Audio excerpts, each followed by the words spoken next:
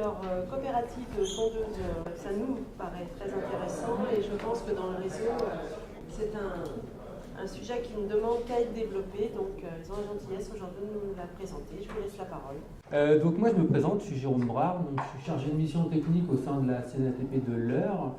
Aujourd'hui, je vais vous présenter la coopérative Greenbot Coop Service qui a été créée dans le département de l'Eure depuis le mois d'avril.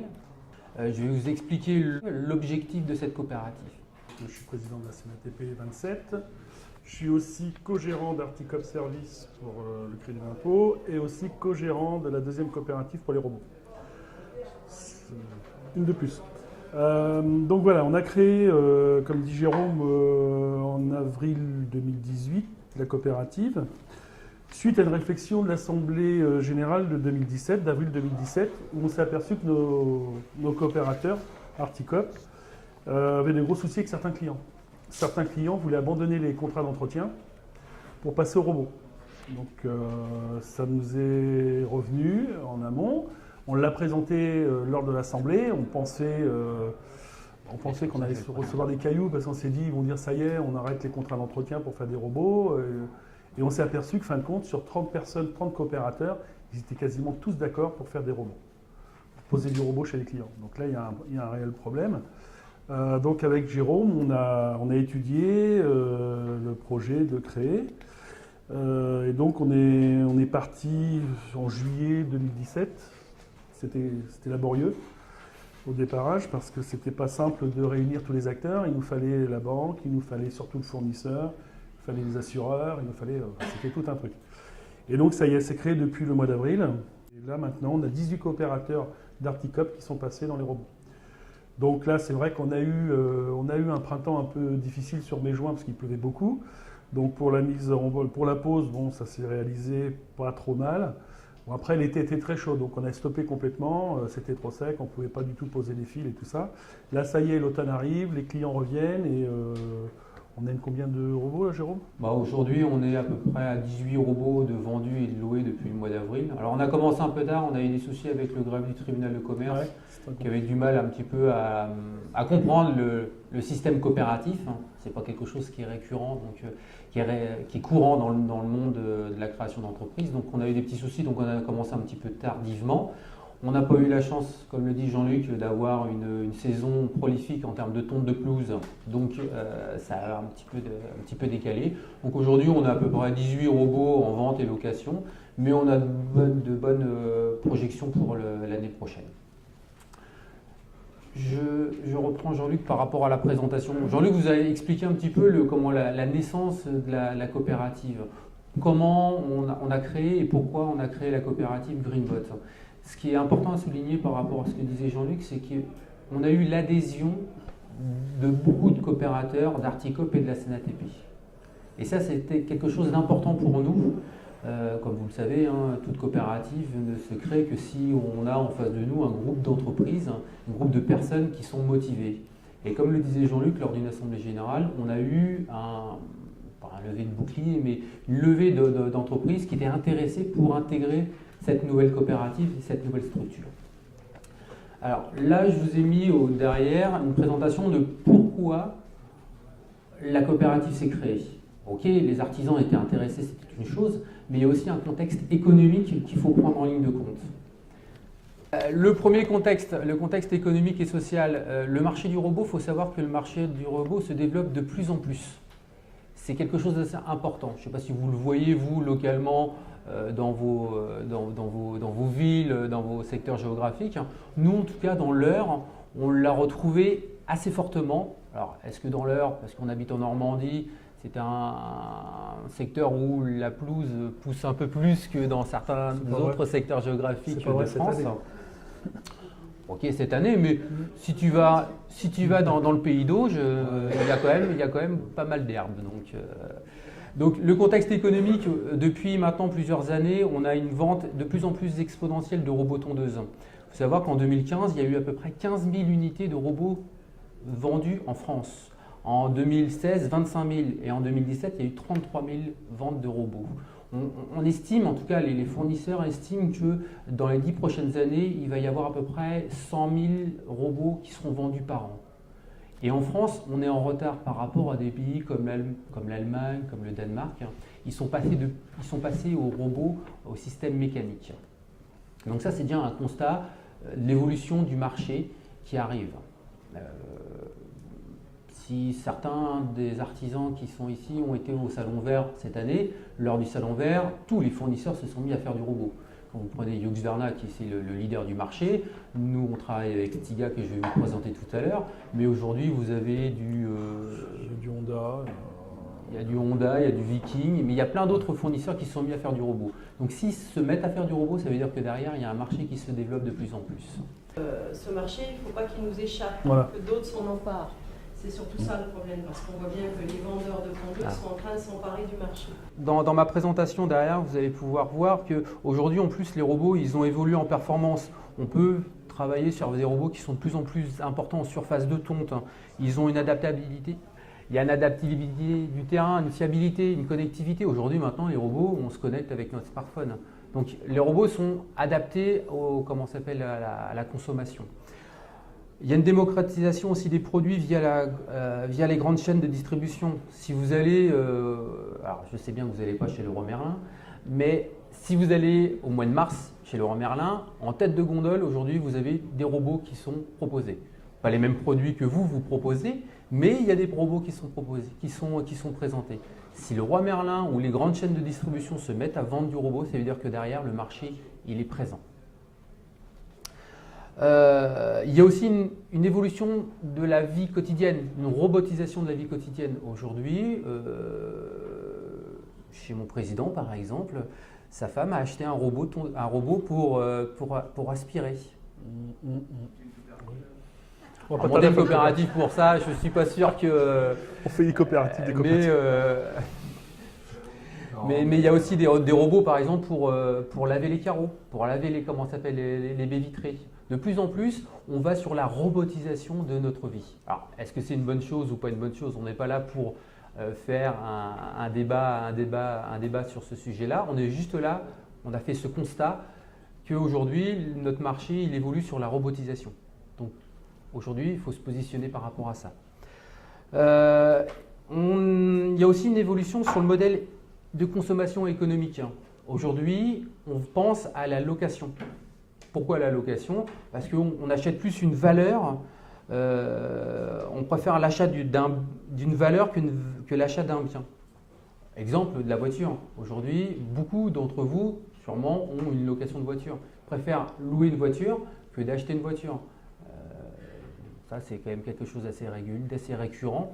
Et donc, ce constat-là, il est sur le marché, de plus en plus. Et les jeunes générations pensent à la location qu'à l'achat. Préfèrent la location à l'achat. On va être sur deux… Enfin, nous, au début, c'était la location avec Jérôme. On était parti sur cette idée. Et on s'est très vite aperçu que les gens étaient aussi intéressés par la vente, donc l'achat du robot. Donc, on retrouve des jeunes cadres qui louent et les anciens, eux, ils préfèrent acheter le robot. C'est à peu près ce qu'on a aujourd'hui. Donc, on est aujourd'hui partagé avec la vente.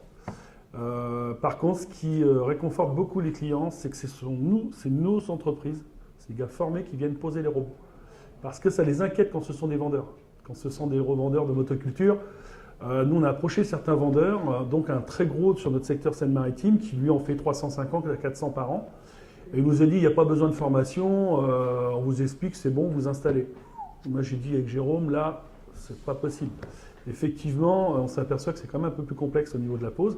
Et ça intéresse beaucoup les clients, que ce soit les professionnels, qui modifient les terrains quand il y a besoin de faire des adaptations, et surtout la pose. Parce que la pose est quand même super importante. Si on veut un bon fonctionnement du robot, il faut avoir une très bonne pose.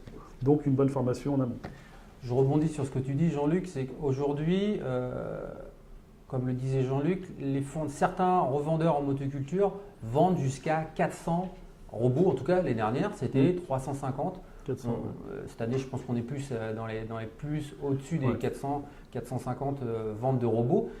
Tout ce que vendent les vendeurs de motoculture, c'est des contrats que vous allez peut-être perdre derrière. Peut-être que ce soit des clients qui entretiennent eux-mêmes leur propriété, mais il y a aussi un certain nombre de clients qui passaient par des entreprises avec des contrats d'entretien, de ton, de taille de haie, un contrat d'entretien générique.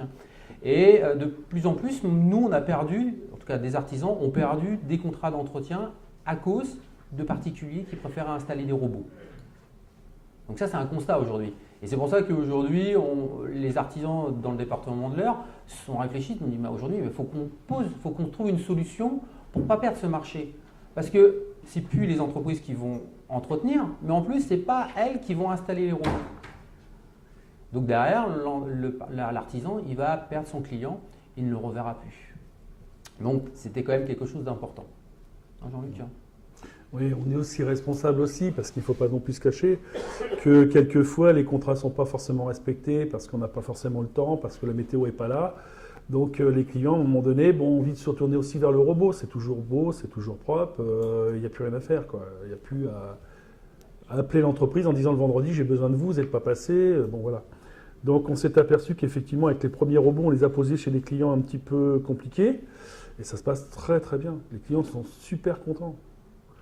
Je pense que voilà, quoi, on n'a pas. Après, nous, on a aussi le retour de certains de nos coopérateurs qui ne nous en avaient pas parlé avant, qui en avaient installé quelques-uns chez certains clients. Et apparemment, tout le monde est content, les coopérateurs, aussi bien les clients. Voilà, quoi, on a quand même du retour. On a un petit peu. On a quoi sur 3-4 ans là ça se passe très bien. Donc voilà, quoi. Là, les perspectives pour les mois à venir, on a par exemple un château où là, il va y avoir 6 robots. On nous a demandé d'installer 6 robots sur un château. Ça. Le contrat d'entretien, on est allé avec Jérôme, c'est un de nos coopérateurs. Le gars, il a 25 000 m² sur un château, il ne peut pas faire ça super nickel comme le robot, c'est clair. Là, moi, je suis sur le point d'en installer un dans un lycée professionnel, un lycée horticole, parce que les lycées sont aussi intéressés pour justement les formations des élèves, parce que c'est aussi dans l'avenir quelque chose que nos jeunes vont rencontrer dans les entreprises, quoi. Donc c'est pour ça qu'il ne faut pas qu'on lâche le truc, et on a dit qu'il faut absolument, rapidement, avant que quelqu'un prenne la main sur le truc, et puis nous installe ça partout, et nous, on va passer à côté, quoi. Alors, faut savoir aussi au niveau des robots qu'il y a une démarche, pas une démarche, mais des attentes des clients qui sont de plus en plus fortes. Ouais. Aujourd'hui, les clients ont évolué dans leurs attentes. Aujourd'hui, on s'est rendu compte que nos adhérents nous disaient le jeudi, le vendredi, ils veulent que la tonte soit faite le jeudi, vendredi pour que le week-end, ça soit toujours nickel. L'artisan dit mais moi, j'ai du mal à trouver des salariés, donc j'ai que 2 bras, donc je ne passe, je vais faire 10 heures le jeudi, 10 heures le vendredi, mais je ne peux pas prendre plus de contrats d'entretien. Parce que le client veut que ça soit tondu le jeudi, le vendredi. Et grâce au robot, la pelouse, elle est tondue tout le temps. Donc, aujourd'hui, le client, il est content. Le client aussi, il est content par rapport à une démarche propre. On parle de plus en plus d'écologie avec les déchets. Il n'y a plus de déchets avec les robots. L'herbe, la qualité de l'herbe, elle est présente. Il n'y a plus de bruit aussi. On l'entend, nos paysagistes aujourd'hui achètent par exemple du matériel électrique parce que les voisins ne sont plus capables d'entendre le bruit du taille-huée ou de la tondeuse dans les centres-villes. Et donc, avec le robot, on n'entend pas le robot travailler. Donc, tout ça, mis bout à bout, nous amène à penser que le robot va prendre une part de plus en plus importante dans la vie du particulier. C'est pour ça que les artisans dans le département de l'Eure se sont réunis pour pouvoir créer cette coopérative qui s'appelle aujourd'hui Greenbot Coop Service. Donc, comme l'a dit Jean-Luc tout à l'heure, la coopérative elle est créée depuis le 1er mai 2018, donc elle a aujourd'hui 6 mois d'activité. Elle regroupe 18 paysagistes sur le département de l'Eure et le département de la Seine-Maritime. Et on a mis en place à peu près 18 robots en location et en vente. Alors, qu'est-ce que regroupe Greenbot Coop Service? Pourquoi l'avoir créé? Alors déjà, dans un premier temps, l'offre de services pour les clients. Qu'est-ce qu'on apporte au niveau de Greenbot? On apporte une offre de services en location. C'est la mise à disposition d'un robot tout le long de l'année avec abri et un robot adapté au terrain. Comme vous pouvez le savoir, les robots en fonction de la surface du terrain, ce n'est pas les mêmes. On assure aussi les produits. Donc on s'est mis en relation avec un assureur pour pouvoir assurer tous les robots. L'entretien annuel est compris dans le tarif de la location. Et le SAV et le suivi annuel. Ce qui permet à l'artisan de toujours être au contact de son client. Que le client n'aille pas voir autre part. Donc nous, on n'oblige pas, mais on conseille vivement à nos adhérents de faire installer les robots proches de chez eux. 10 km, 15 km autour de chez eux, afin que l'artisan puisse intervenir très facilement chez son client. afin de pouvoir le dépanner dans les meilleurs délais. Alors ça, c'est ce que fait Greenbot. Après, en parallèle, l'artisan continue à travailler avec son client. Donc ça veut dire que l'artisan facture la pose du robot. C'est lui qui le pose à titre individuel et pas Greenbot, et pas la coopérative. Il continue à proposer des services d'entretien, il continue à le binage, il continue à faire la taille de haie, il continue à garder ce système-là, ce qui permet à l'artisan de pouvoir garder son client. La finalité, elle est là. Hein, Jean-Luc? Oui, un robot, c'est comme une tondeuse. On ne peut pas avoir 100% de la surface tondue. On est obligé de garder cette petite partie débroussailleuse. Les 3/4 du temps, ça prend quoi? 5-10 minutes. On peut approcher au plus près des bordures, mais on ne peut pas tout tondre. Donc voilà, on garde toujours une présence avec le client, on est toujours présent ici, et puis bon voilà quoi. Enfin, c'est plus simple à gérer. Je trouve qu'un contrat d'entretien, ça permet de libérer du temps, parce que beaucoup de nos gars nous disent qu'aujourd'hui ils sont incapables de prendre de nouveaux clients parce qu'ils sont à saturation au niveau des contrats d'entretien. Et donc, ça va permettre de pouvoir développer quand même l'activité de l'entreprise. Beaucoup plus. Et surtout qu'on a des robots aujourd'hui. Le plus gros chez nous, là, chez Stiga, c'est 6000 m² avec un robot. Donc, ça commence déjà à faire une bonne surface de tonte. Et ça permet, surtout aussi, nous, entreprises, de diminuer les investissements. Parce qu'aujourd'hui, entre l'investissement du matériel, le carburant, et puis tout derrière, le personnel, les assurances et tout, ça devient ingérable. Donc là, voilà, quoi. On a, à mon avis, un très bon produit qu'il ne faut surtout pas rater, quoi. Alors, je ne vous ai pas présenté tout à l'heure l'avantage du robot aussi, c'est par rapport à la consommation d'essence, mais ça, je laisserai Françoise en parler tout à l'heure. Ce que je voulais vous présenter, c'est le slide d'après, c'est l'avantage de la coopérative. Pourquoi se mettre en coopérative et pas rester le faire individuellement? Parce que ça, une proposition de location de robot tondeuse, le faire individuellement par entreprise, vous pourriez le faire. Sauf que derrière, ça amène un certain nombre de problématiques. La première problématique, c'est l'achat groupé. Grâce à la coopérative qu'on a mis en place, nous aujourd'hui, c'est la coopérative qui supporte l'achat du robot et pas l'entreprise qui supporte l'achat du robot. Il y a des entreprises dans le département de l'Eure qui achetaient les robots et qui les mettaient en location, sauf qu'ils les prenaient sur leur trésorerie. Et aujourd'hui, on sait très bien que la trésorerie, c'est le nerf de la guerre pour les entreprises et ça leur posait problème. Aujourd'hui, grâce à la coopérative, c'est la coopérative qui a négocié avec la banque pour l'achat du robot et c'est la banque qui finance l'achat du robot. Ce qui permet de soulager les trésoreries de nos entreprises. Donc la mutualisation de l'achat.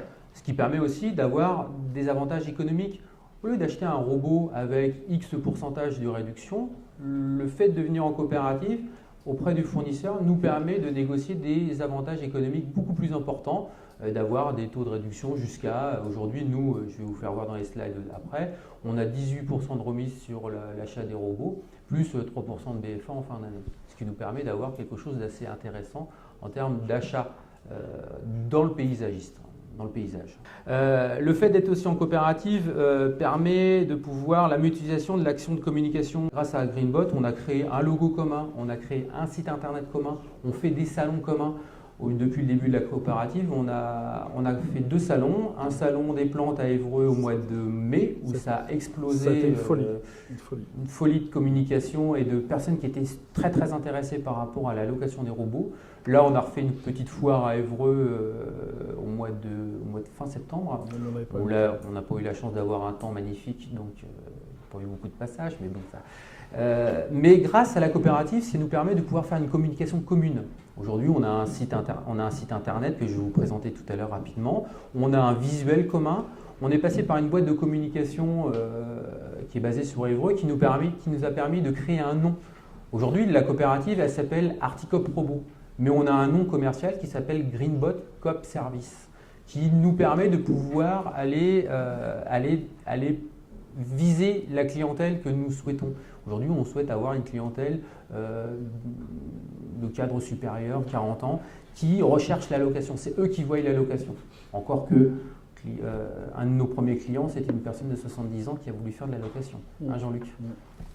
Alors, la marque Greenbot, donc comme je vous l'expliquais, il y a un site internet commun. Il y a une plateforme dédiée aux coopérateurs.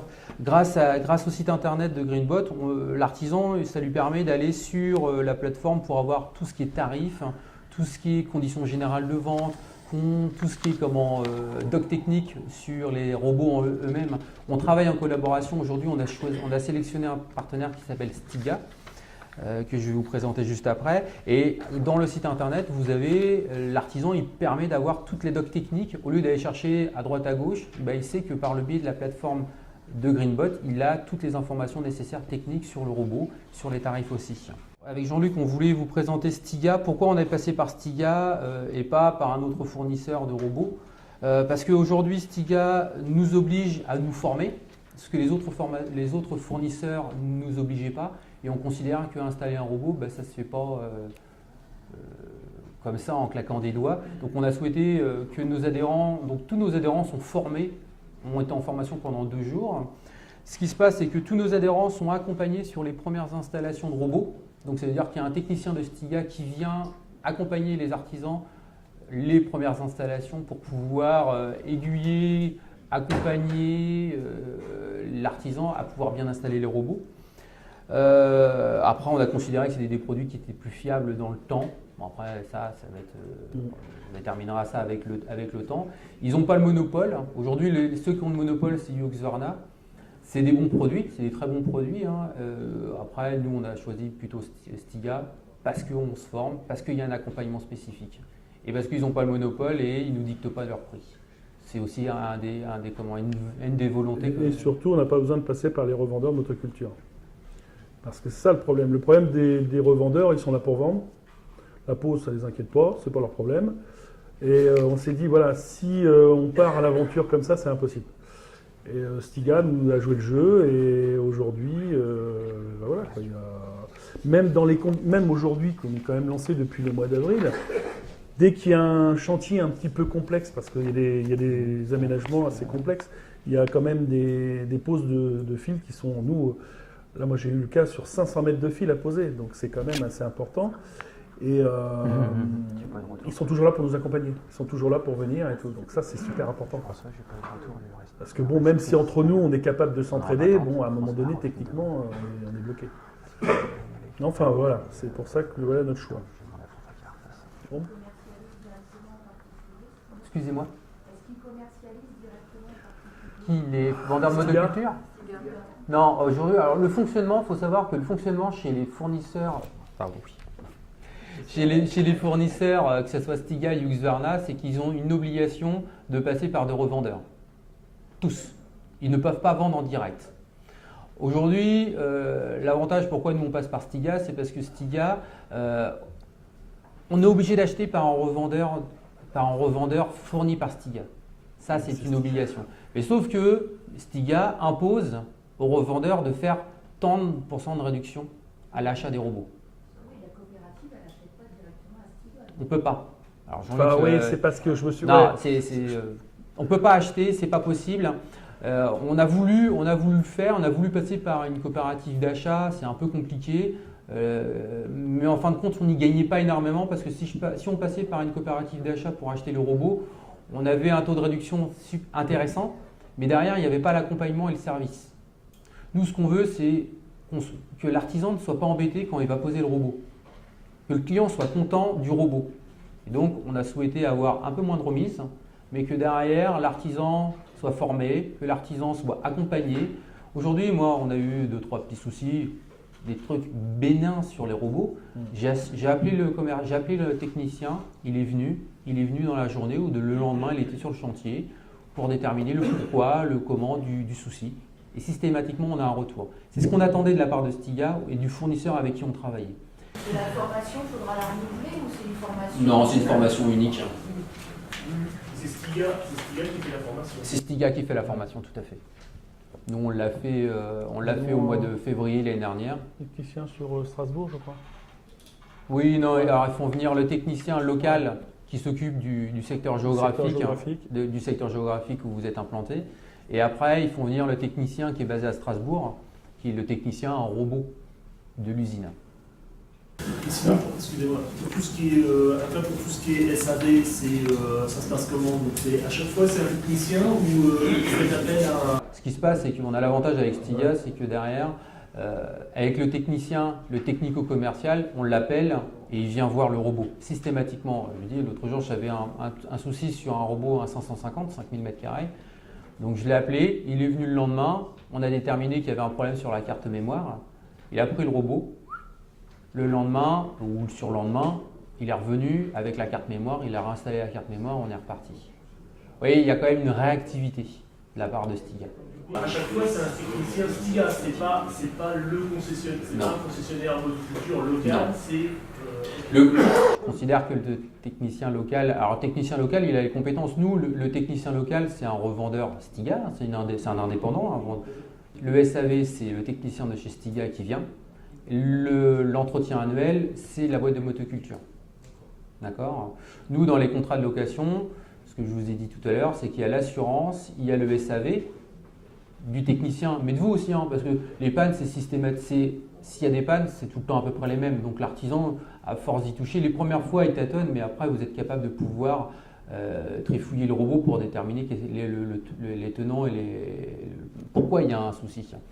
Et après, l'hivernage. L'hivernage, ça, c'est fait par le vendeur de motoculture. Et là, Stiga, ils sont donc sur toute la France. Oui. Et les techniciens, ils sont à Strasbourg quand même. Alors non, le technicien robot, il est à Strasbourg. Mais après, vous avez des techniciens qui sont régionales, installés régionalement. Et la raison de la distinction entre la partie coopérative et la partie artisan, c'est quoi la justification? Pourquoi c'est pas la coopérative qui facture l'installation? Alors, aujourd'hui, l'installation, nous, on voulait avoir une démarche commerciale. On veut vendre un produit. J'ai des tarifs uniques. Et pour avoir un tarif unique, le souci avec la pose, c'est que pour un terrain de 2000 m² ou un terrain de 3000 m², le nombre de fils n'est pas toujours le même. Même pour un terrain de 2000 m² et un autre terrain de 2000 m², le câble, il ne reste pas toujours le même en fonction le bornage, en fonction des, des massifs et ainsi de suite. Ce n'est pas la même chose. Et le souci, c'est qu'en location, le robot, quand le client ne veut plus de la location, on reprend le robot. Mais on ne peut pas enlever le fil, il va être enterré. Donc le fil appartient au client. Donc il est facturé directement au client et appartient au client. Donc on a préféré ne pas intégrer ça dans l'offre de location de Greenbot. Oui, mais il aurait pu avoir Greenbot pourrait vendre l'installation. Oui, mais après ça faisait en refacturation parce que c'était Greenbot qui facturait et après il fallait refacturer à l'artisan. Concrètement, c'était un mécanisme peut-être un petit peu plus lourd. Peut-être plus simple pour le client, parce qu'avec une seule facturation, avec l'ordre de Greenbot, mais un peu plus lourd d'un point de vue fiscal pour l'artisan. Donc l'objectif de Greenbot, c'est que l'artisan puisse garder son client et puisse gagner de l'argent et continuer à faire ce genre de prestations. Donc on a essayé de faciliter. Alors tout n'est pas parfait dans notre système, on a essayé de mettre ça en place de cette façon-là pour que ça soit le plus simple pour l'artisan. Et juste, j'ai une autre question. Ça avait été évoqué brièvement une fois, le service à la personne par rapport à ça. Mauvaise question. Alors, juste pour le service à la personne, on a fait un rescrit auprès des services fiscaux. Je suis en attente. Je n'ai pas de réponse. Ça fait combien? J'ai pas de réponse. Ça fait quelques mois. Là, j'ai demandé François Leblanc, dans le cadre il va refaire un rescrit fiscal auprès de Bercy pour savoir exactement si on peut l'intégrer ou pas. Aujourd'hui, nous, on a souhaité pas l'intégrer dans Articop Service parce que derrière, on vise aussi un public, pas que du particulier, mais tout un public tertiaire. Toutes les petites, les vétérinaires, les offices notariaux, tous ces organismes-là qui ont des pelouses à tondre. Le robot peut être aussi positionné. Et là, on ne pourrait pas le faire sur Articop Service parce que Articop Service, c'est une entreprise de service à la personne. Le modèle économique quand on vend? Le modèle économique, c'est alors quand tu vends, que tu veux savoir par accord. Parce que derrière, quand tu es en contrat de bloc, tu dis, voilà, vous avez le robot, on signe 3 ans, 4 ans, 5 ans, voilà, pour faire passer ton temps de jeu, etc. Et là, tu as le maintenance, et quand tu as ton loyer annuel, tu vas avoir l'amortissement. Oui, tout à fait. L'amortissement, location, l'assurance. Et après, ta prestation de maintenance. Si tu le vends, tu n'as plus ça. Donc tu vends un contrat de maintenance? Non, on oriente le client.